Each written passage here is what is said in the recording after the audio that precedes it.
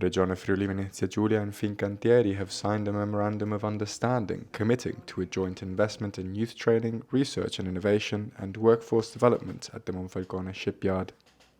Si punta a tutti i percorsi formativi, si punta alle strategie di sviluppo, soprattutto ovviamente nel campo della navalmeccanica, si mettono assieme percorsi di ricerca e di innovazione, si garantisce la creazione di un ulteriore ITS costruito sulle esigenze della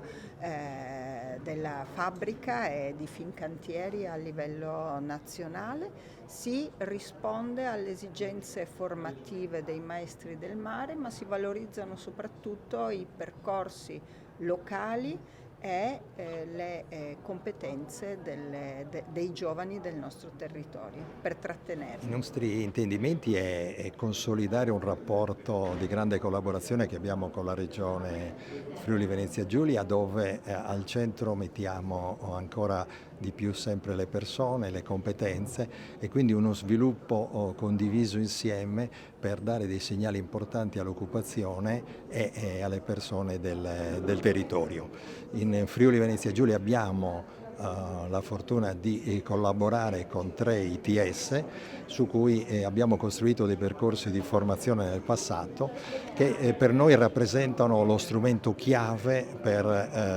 ridurre il gap di competenze che la navalmeccanica oggi potrebbe avere